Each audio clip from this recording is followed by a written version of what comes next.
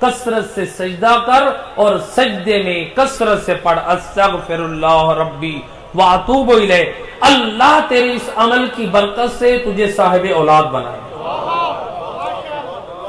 راوی کہتا ہے میں نے جب یہ عمل کیا اللہ نے سال سے پہلے صاحب اولاد بنا، لیکن شرط یہ ہے کثرت سے سجدہ کر اور استغفر اللہ ربی واتوب الیہ کا تلفظ صحیح کریں. تو لہذا کتنے عمل ہو گئے؟ 4 عمل ہو گئے. 5واں عمل سید رسول کہتے ہیں کہ اے شیطان وہ 5واں عمل کون سا ہے جس سے تیری کمر ٹوٹ جاتی ہے؟ کہتے ہیں یا نبی اللہ جب آپ کے کلمہ گو ایک دوسرے سے ملتے ہیں اور مصافحہ کرتے ہیں میری کمر ٹوٹ جاتی ہے. مصافحہ کہتے ہیں 2 ہاتھ ملانا، مصافحہ ایک ہاتھ کو نہیں کہتے. یہ ہمیں مغرب کے کلچر سے ملا ہے. سید الرسل غلاموں سے بھی 2 ہاتھ ملاتے تھے. یہ ہے اخلاق رسول. جو رسول جس کی محبت میں اللہ نے کائنات کو خلق کیا وہ غلاموں سے بھی 2 ہاتھ ملائے، اور جس کی محبت کے صدقے میں ہمیں تھوڑی سی دنیا کیا مل گئی، ہم کہتے ہیں دنیا ہمارے یہاں پر گھٹنوں پہ ہاتھ لگائے. میرا دوست اللہ اکبر یا رسول اللہ یا عین اللہ صلی علی محمد. ہاتھ ملائیں مومن سے، دونوں ہاتھ ملائیں. مصافحہ اس کو کہتے ہیں. اور سید الرسل 2 ہاتھ ملاتے تھے. روایت ہے معصوم فرماتے ہیں جب تک مومن ہاتھ ملاتا رہتا ہے ان کی گناہ ایسے معاف ہوتے ہیں جیسے خزاں کے موسم میں پتے جھڑتے رہتے ہیں. اور ایک اور روایت امام فرماتے ہیں مصافحہ کرنے سے دلوں میں کینہ ختم ہو جاتا ہے. کیا ہو جاتا ہے؟ برے صغیر کے ماحول کے مطابق میں اس روایت کا تجزیہ کچھ اس طرح کرتا ہوں. امام کیا فرماتے ہیں؟ مصافحہ کرنے سے دلوں سے کینہ ختم ہو جاتا ہے. بھئی ہمارے کلچر میں کیا ہوتا ہے، اگر کوئی آپ سے ناراض ہے تو اس وقت تک وہ کینہ دور نہ کرے گا جب تک آپ جا کے اس سے معافی نہ مانگیں گے. ایسے ہے کہ نہیں؟ آپ کیا کرتے ہیں؟ معافی مانگیں گے تو اس کے دل سے کینہ دور ہوگا. معصوم فرماتے ہیں گھبراتا کیوں ہے؟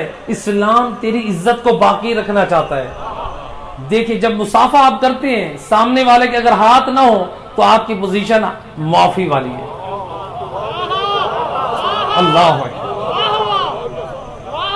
معصوم آپ کی عزت کے بھرم کو رکھنا چاہتے ہیں، معافی مانگنے کی ضرورت نہیں ہے، ہاتھ ملا جاؤ. معافی کی معافی ہے اور کینہ بھی دور ہو گیا.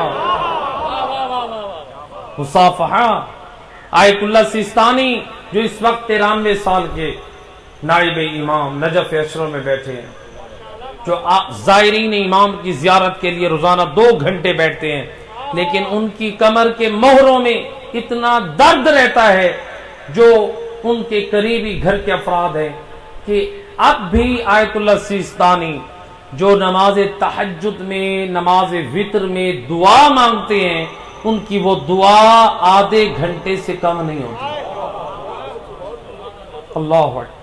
اور وہ کہتے ہیں جب کہا گیا کہ آپ وہ دعا چھوڑ دیں، کہتے ہیں یہ کیسے ہو سکتا ہے، پوری دنیا کے مومنین کا حق ہے میری گردن پہ، میں دعا میں فراموش کر دوں. اللہ اکبر. اور دوسرا کہ آپ ان زوار علی ابن ابی طالب کو مصافحہ نہ کریں. کہا یہ کیسے ہو سکتا ہے، مجھے اپنے درد کی پرواہ نہیں ہے، یہ کیسے ہو سکتا ہے علی مولا کا زوار میرے پاس آئے اور بغیر مصافحے کے رخصت کر دوں. اپنے فقہاء کی قدر کریں، مراجع الزام کی عزت کریں. وہ کس قدر اپنے درد کو برداشت کر رہے ہیں اور آپ کی زیارت کے لیے بیٹھے. یہ فقہاء، یہ علماء. آپ نجف اشرف جائیں یا قم المقدس میں جائیں، آپ دیکھیں تو صحیح فقہاء کے چہروں پہ کس قدر نور ہے. کہ جن کی محفل میں بھی بیٹھنے سے انسان کو خدا یاد آتا ہے. اور اسی لیے امام فرماتے ہیں کہ مومن وہ ہے جس کے چہرے پہ دیکھ کے آپ کو خدا ہو جاتا ہے. صلوات پڑھ دے محمد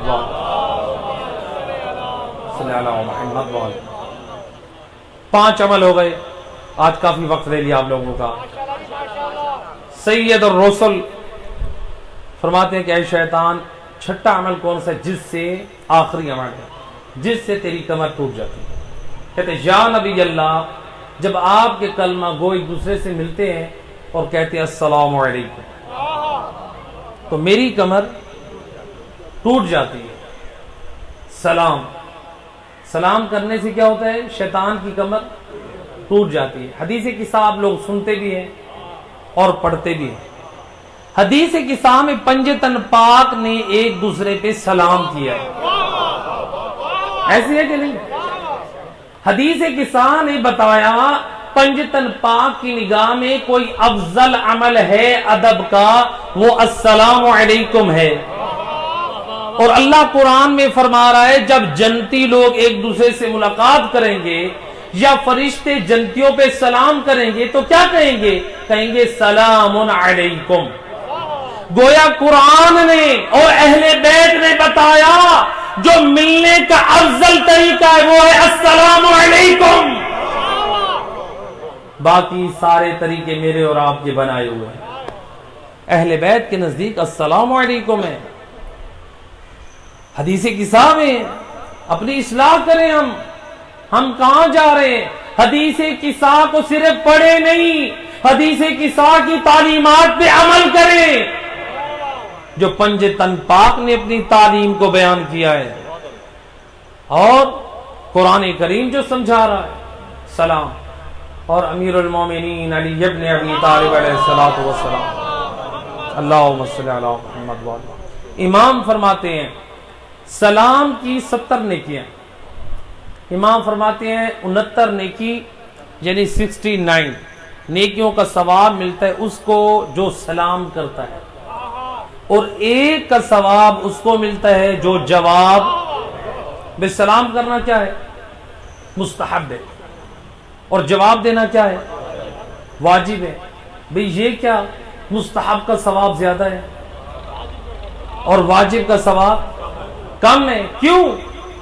سوال کیا، جواب ملا اس لیے. مستحب کا ثواب اس لیے زیادہ ہے چونکہ جو سلام کرنے والا ہے وہ اپنی میں کو ختم کرتا ہے، اور اللہ کو وہ عمل بڑا محبوب ہے جو میں کو ختم کر کے کرے. چونکہ جو جواب دے رہے وہ میں کو ختم نہیں کر رہا، اس کے لیے واجب ہے. اگر وہ جواب نہیں دے گا تو مجرم ٹھہرے گا. اس لیے اس کو 1 نیکی کا ثواب دیا ہے. زیادہ ثواب اس کو دیا ہے جس نے میں کو ختم کیا ہے. اس میں ایک اور مشکل کا حل بھی پیش کر دیا. آج دنیا والے کہتے ہیں کہ بھئی یہ شیعہ حضرات کہتے ہیں کہ ہمارے معصومین نے فرمایا کہ جو امام حسین علیہ السلام کی زیارت پہ جاتا ہے اس کو 70 مستحب حجوں کا ثواب ملتا ہے. ایسے ہے کہ نہیں؟ بے شک ہمارے ائمہ خدا نے فرمایا اور ہم تو ایمان رکھتے ہیں. کہتے ہیں یہ کیسے ہو سکتا ہے زیارت امام حسین پہ 70 حجوں کا ثواب؟ میں نے کہا گھبرائیں نہیں. اگر ہم آپ کی سیاہ ستہ کی روایتیں پڑھیں تو اس میں ہمیں یہ ملتا ہے کہ جو مسواک کر کے 2 رکعت نماز پڑھے اسے 2 رکعت کا ثواب 70 رکعت کا ثواب ملتا ہے. کہا کہ جو خوشبو لگا کے نماز پڑھے تو اس کو 2 رکعت کی بجائے 70 رکعت کا ثواب ملتا ہے. میں نے کہا کتنا مقامی افسوس ہے جو اللہ تجھے 2 رکعت کا ثواب عطر اور مسواک کے ساتھ 2 کا ثواب 70 دے سکتا ہے، کیا زہرا کے لال حسین جس نے پورا خاندان اسلام کی بقا کے لیے قربان کیا اس کی زیارت میں اللہ 70 مستحب حجوں کا ثواب نہیں دے سکتا؟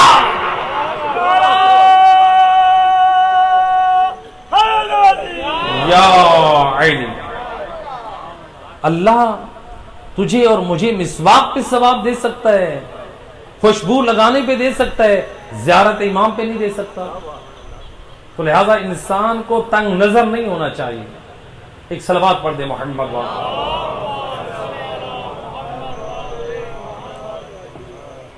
سید الرسل کے اخلاق میں تھا، آپ بچوں کو بھی دیکھتے تھے تو کیا کرتے تھے؟ سلام میں پہل کرتے تھے. روایت ہے ایک دن سید الرسل اپنے اصحاب کے ساتھ مدینہ شہر کے ایک محلے سے گزر رہے ہیں. سید الرسل کو آتے ہوئے کچھ بچوں نے، جو ایک سامنے چوک ہے، اس چوک میں بچے کھیل رہے ہیں. انہوں نے دیکھا رسول اللہ اصحاب کے ساتھ آ رہے ہیں. ان میں سے ایک بچہ سامنے گلی میں چھپ گیا. کیوں چھپا؟ رسول آئیں گے تو میں دیکھ کر نبی کو سلام کروں گا. پہلے نبی سلام کرتے تھے، آج میں سلام پہلے کروں گا. تو یہ گلی میں چھپا ہوا ہے. سید الرسل اصحاب کے ساتھ جب پہنچے گلی کے کونے پہ، بچہ دوڑ کر آ کر کہہ رہا السلام علیکم یا نبی اللہ. سید الرسل کا کلیجہ ٹھنڈا ہو گیا اور آپ نے اپنے ہاتھ اس بچے کے سر پہ رکھے. جب سید الرسل ٹھہرے اور بچے جو کھیل رہے تھے ادھر چوک میں، گلی میں، وہ بچے شور مچا کے بلند آواز سے السلام علیکم یا رسول اللہ، السلام علیکم یا حبیب اللہ کی صدائیں لگانے لگے. یہ آواز محلے کے جو گھر تھے، پرانا زمانہ ہے، 1400 سال پہلے کا ماحول ذہن میں رکھیں، چھوٹی چھوٹی دیواریں، بچوں کی آوازیں گھروں میں گئی. وہاں عورتیں اور مرد اس محلے کی گلی اور کوچوں میں آنے لگے کہ ہمارے محلے میں رسول اللہ گئے. روایت کہتی ہے جب پورا محلہ مردوں، عورتوں، اصحاب اور نبی سے فل ہو گیا، سید الرسل اس بچے کی طرف دیکھ کے کہتے ہیں اے بچے، مجھے یہ بتا تیری نگاہ میں اللہ کا رتبہ بلند ہے یا میں مصطفیٰ کا؟ کہتا ہے بے ابی انت و امی، میرے ماں باپ آپ پہ قربان، پہلے ذات الہی ہے پھر ذات مصطفیٰ ہے. رسول اللہ کا کلیجہ ٹھنڈا ہو گیا. اس بچے کا اخلاق بھی اعلیٰ، اس کا ایمان بھی اعلیٰ، عقیدہ توحید بھی صحیح ہے اور نبوت کا احترام بھی کرتا ہے. اب فرماتے اچھا یہ بتا تیری نگاہ میں تیرے والدین کا رتبہ بلند ہے یا مجھ مصطفیٰ کا؟ کہتا ہے بے ابی انت و امی، میرے ماں باپ آپ کے قدموں پہ قربان.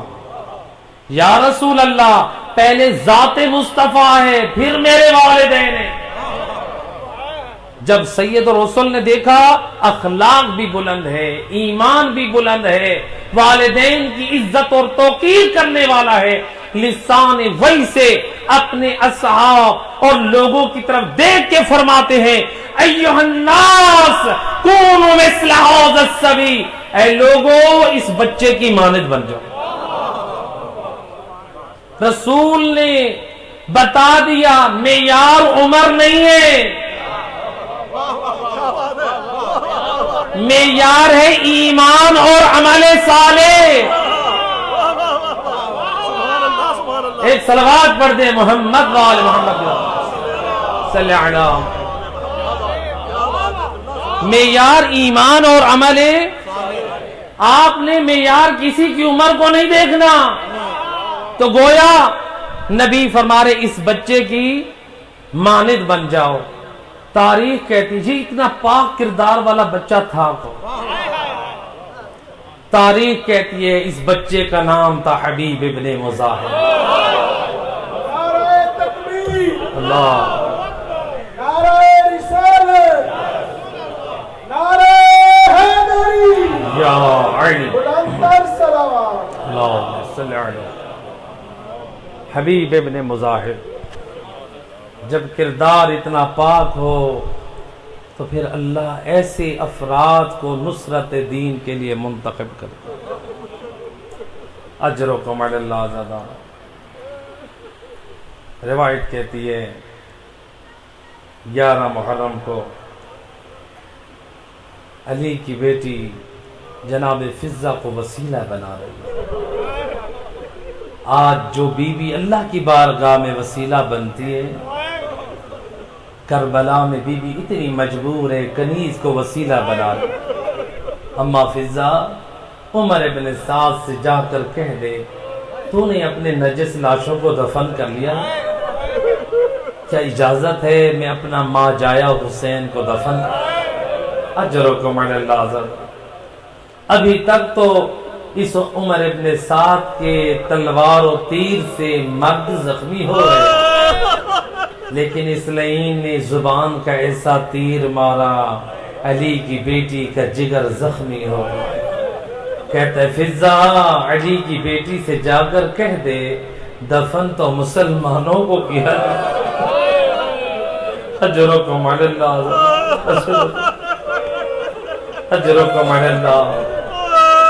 دنیا کا دستور ہے نا، جب بھائی کا لاشا ہو تو جب بھائی پہ مصیبت آئے تو بہنیں بھائی کے لاشے پہ آتی ہیں، لیکن کربلا کی تاریخ الٹ بتاتی ہے۔